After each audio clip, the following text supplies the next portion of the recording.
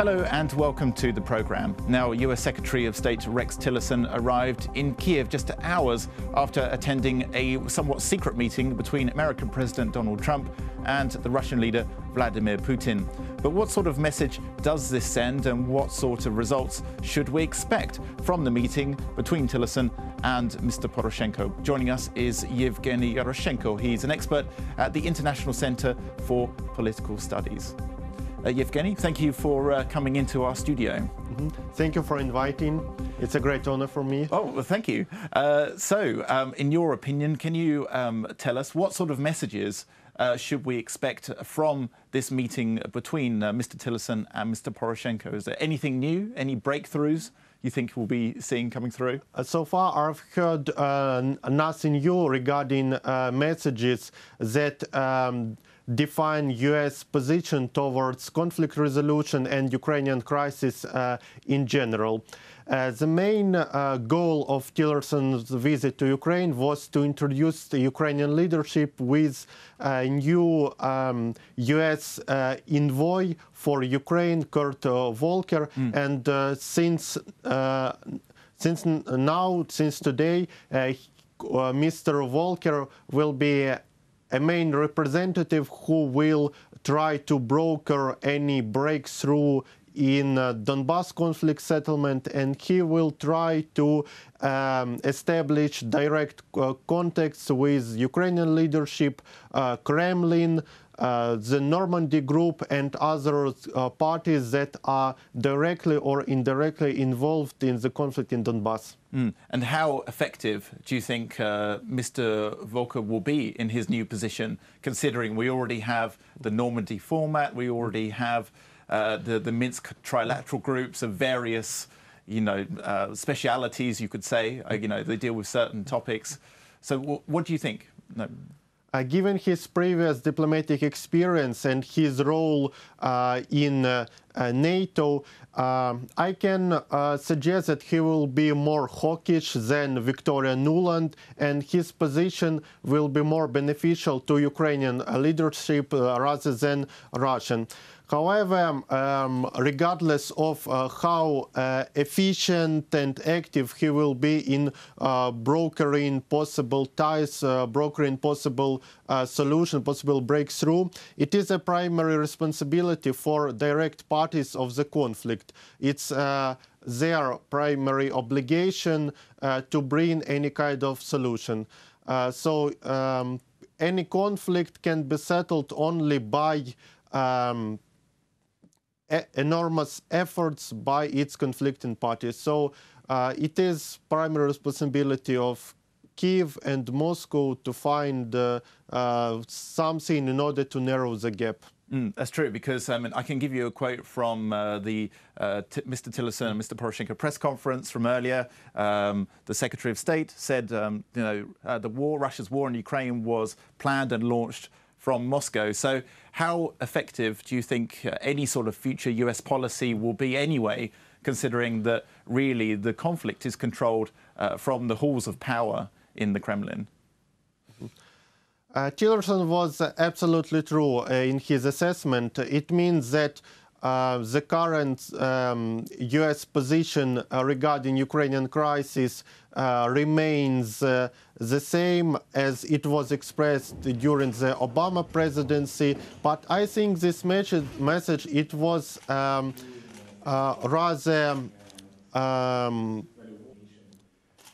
targeted at the U.S. Domestic political audience rather than it was a blow at Russia, because Tillerson and other policymakers, they fear of being targeted for their alleged links with the Kremlin. That's why they demonstrate more pro-Ukrainian and more anti-Russian positions in order to preserve their roles and their position in the U.S. political elite. So what sort of messages do you think, or what sort of beliefs do you think they really have then? Because this is like one of the big problems now with geopolitics, is that Donald Trump, he's a bit haphazard with Twitter and puts out these messages and people take it seriously. They don't know if it's true or if it's what he really thinks. So in your opinion, what is really the American foreign policy towards Ukraine, or is there even one, do you think? It's very ambiguous. The answer is very ambiguous to this question, since Donald Trump demonstrates a high level of uncertainty, especially when it deals with the Ukrainian crisis. But what can be said without any doubt is that Ukrainian crisis is far from priority of Trump presidency, since he will pay much more attention, he will invest much more resources on trying to fight international terrorism in the Middle East, try to resolve or punish North Korea for its nuclear and missile tests, and he will try to contain Iran's regional ambitions.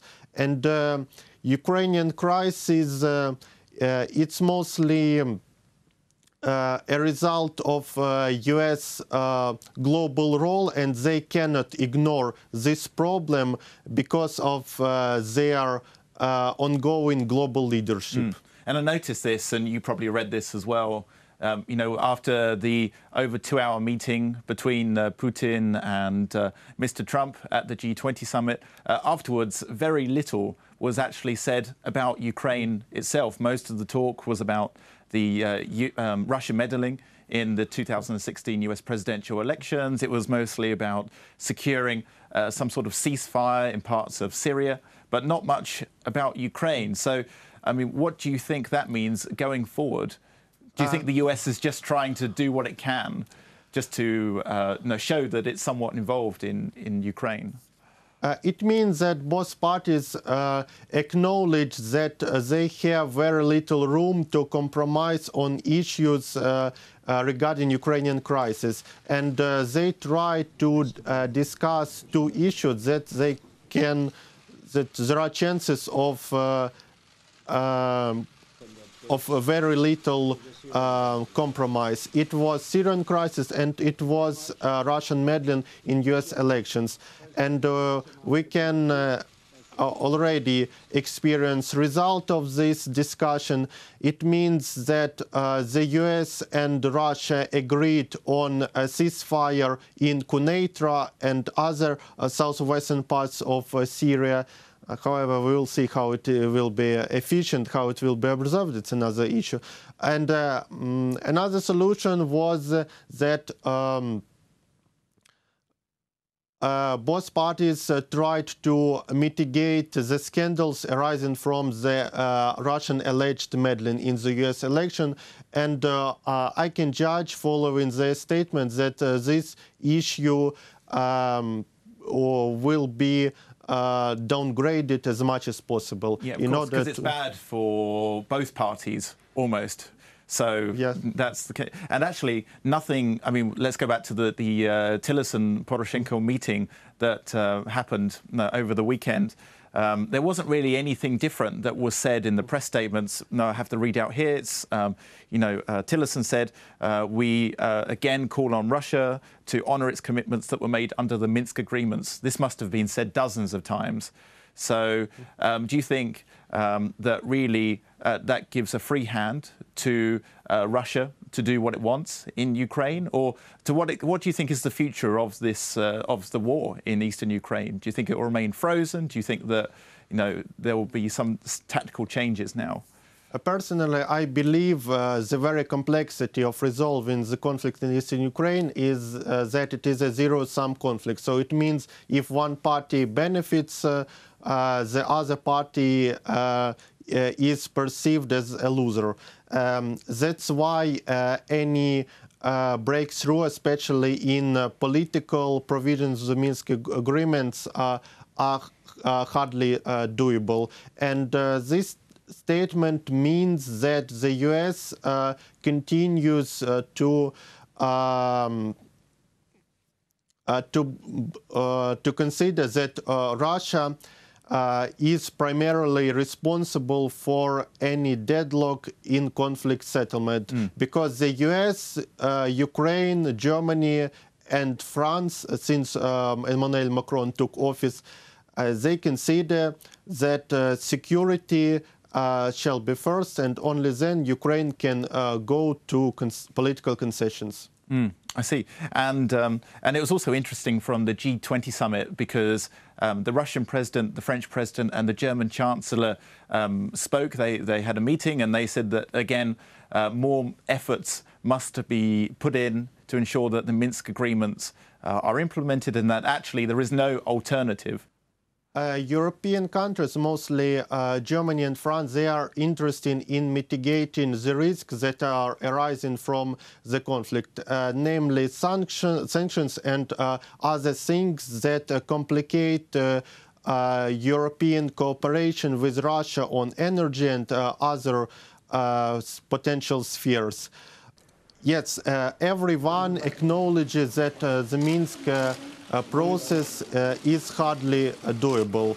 However, none of the parties are interested in elaborating any new negotiating format, because it means that they will invest too much political will, they will invest too much resources, and given their own domestic troubles, namely migration, financial problems, terrorism that they face every day, far-right, populists, etc., they are hardly interested in paying too much attention to such a new negotiating format. That's why they continue to make statements that there is no alternative to the Minsk agreements. Okay. And I just have one final question for you. It was interesting how, after the US Secretary of State, Rex Tillerson, arrived in Kiev, he met with some Ukrainian civil society activists before he went to go and see the president. Maybe this was just some sort of scheduling issue, but if that was done on purpose, what sort of message do you think that brings? Well, I think in financial terms, the US spends much more resources on civil society than at the official level. It's related to their activities by the USAID, and recently there was an active discussion regarding cutting US expenditure on foreign affairs.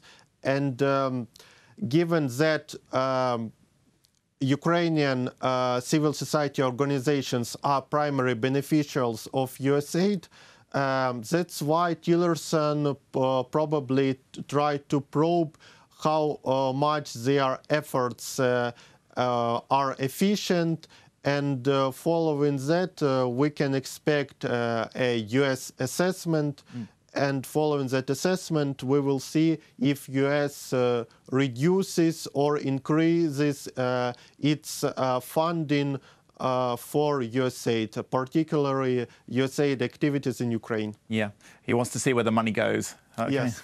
Okay, well, Mr. Yaroshenko, thank you very much for coming into our studio, and we'll see how this US foreign policy goes in the future. Thank you again. Thank you for an interesting interview. Thank you.